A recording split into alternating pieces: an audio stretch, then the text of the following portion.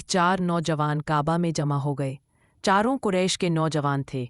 उन्होंने तय किया कि इनमें से हर एक रुकन यमानी पकड़कर अल्लाह से दुआ करे, अपनी ज़िंदगी की सबसे बड़ी ख्वाहिश पूरी होने के लिए दुआ मांगे। चनांचे उनमें से एक ने दुआ मांगी, ए अल्लाह, तू अजीम है और तुझसे अजीम चीज़ें ही मांगी जा सकती हैं, इसलिए मैं तुझे तेरे अर्श, तेरे हरम, तेरे नबी और तेरी ज़ात की हुर्मत का वास्ता देकर दुआ करता हूँ कि मुझे इस वक्त तक ज़िंदा रख जब तक कि हिजाज़ की सरज़मीन पर मेरी हुकूमत न हो जाए।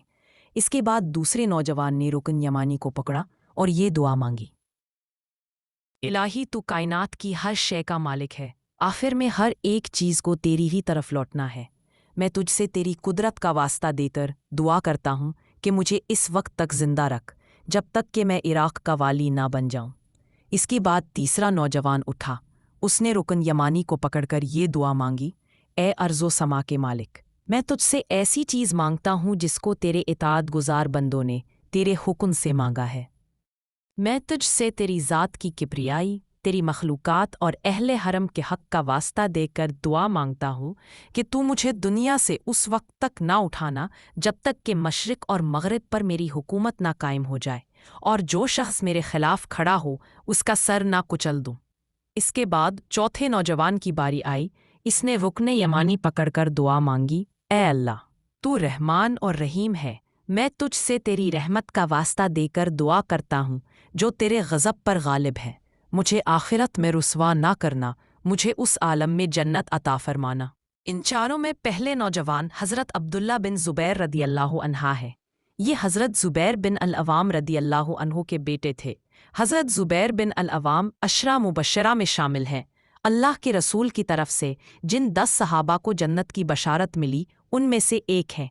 दूसरे नौजवान हज़रत मुसआब बिन ज़ुबैर रदियल्लाहु अन्हा थे, यानी हज़रत अब्दुल्ला बिन ज़ुबैर रदियल्लाहु अन्हा के छोटे भाई। तीसरे नौजवान अब्दुल मलिक बिन मरवान थे और चौथे नौजवान हज़रत अब्दुल्ला बिन उमर रदियल्लाहु अन्हा थे, यानी हज़रत उमर रज़ियल्लाहु अन्हु के फ़र्जंद ने अपनी दुआ में आखिरत की भलाई मांगी। उम्मुल मोमिनीन हज़रत हफ्सा रज़ियल्लाहु अन्हा आपकी सगी बहन थीं।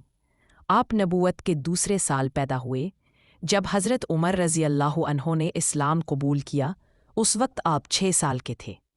वालिद के इस्लाम कबूल करने पर ये खुद बखुद इस्लाम के दामन में आ गए। उनकी परवरिश खालिस इस्लामी माहौल में हुई। नबूवत के 13वें साल के बाद हज़रत उमर रज़ियल्लाहु अन्हु ने अपने बाल बच्चों के साथ मदीना मुनव्वरा की तरफ हिजरत की। इस तरह हज़रत अब्दुल्ला बिन उमर रज़ियल्लाहु अन्हा भी मदीना पहुँच गए। इस वक्त ये 11 साल के थे। फिर ग़ज़वात का आगाज़ हुआ। उन्होंने ग़ज़वा बदर में शिरकत की इजाज़त मांगी, लेकिन नबी करीम सल्लल्लाहु अलैहि वसल्लम ने 15 साल से कम उम्र लड़कों को जंग की इजाज़त ना फरमाई, इसलिए ग़ज़वा बदर में शरीक ना हो सके। ग़ज़वा उहद में भी चूँकि उम्र 14 साल थी, इसलिए इसमें भी हिस्सा न ले सके। सबसे पहले उन्होंने ग़ज़वा खंदक में हिस्सा लिया। सुलह दैबिया के मौके पर बैत रिज़वान में शरीक थे। इस तरह ये उन सहाबा में शामिल हैं जिन्हें अल्लाह ने अपनी रज़ा की खुशखबरी सुनाई। बैत रिज़वान के बाद हज़रत अब्दुल्ला बिन उमर रज़ियल्लाहु अन्हु ने ग़ज़वा खैबर, जनीन, ताइफ और तबूक में हिस्सा लिया। फ़तह मक्का के वक्त आप 20 साल के हो चुके थे। इस मौके पर वो एक मुनाज़ोर घोड़े पर सवार थे। उनके जिस्म पर एक छोटी सी चादर और हाथ में एक भारी नेज़ा था। एक जगह घोड़े से उतरकर उसके लिए घास काटने लगे। ऐसे में नबी करीम सल्लल्लाहु अलैहि वसल्लम की नज़र उन पर पड़ी। आपने तारीफ़ के अंदाज में फरमाया, ये अब्दुल्ला है, अब्दुल्ला। इसके बाद ये हुजूर नबी करीम सल्लल्लाहु अलैहि वसल्लम के पीछे मक्का में दाखिल हुए। इस वक्त हज़रत उसामा बिन ज़ैद रज़ियल्लाहु अन्हु हुजूर के साथ सवार थे। हज़रत बिलाल रज़ियल्लाहु अन्हु और हज़रत उस्मान बिन तलहा रज़ियल्लाहु अन्हु आपके साथ चल रहे थे। खाना काबा के साहन में ऊँट बिठाकर चाबी मंगाई गई। काबा का दरवाज़ा खोलकर तीनों एक साथ अंदर दाखिल हो गए। उनके बाद सबसे पहले हज़रत अब्दुल्ला बिन उमर रज़ियल्लाहु अन्हु अंदर दाखिल हुए। हज़रत इब्ने उमर रज़ियल्लाहु अन्हु हज्जतुल वदा के मौके पर नबी करीम सल्लल्लाहु अलैहि वसल्लम के साथ थे।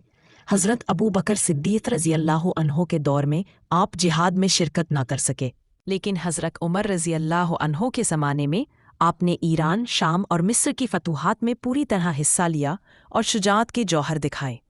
वालिद अमीरुल मोमिनीन थे। لیکن یہ ایک عام مجاہد کی حیثیت سے لشکر اسلام میں شریک رہے، کبھی عہدے کی خواہش نہ کی۔ 23 ہجری میں حضرت عمر رضی اللہ عنہ پر قاتلانہ حملہ ہوا۔ ابو لولو یہودی نے خنجر کے وار کیے تھے، چنانچہ انہوں نے اپنے بعد ہونے والے خلیفہ کا مسئلہ مسلمانوں کی ایک جماعت کے سپرد کر دیا تھا، لیکن خاص طور پر یہ ہدایت فرمائی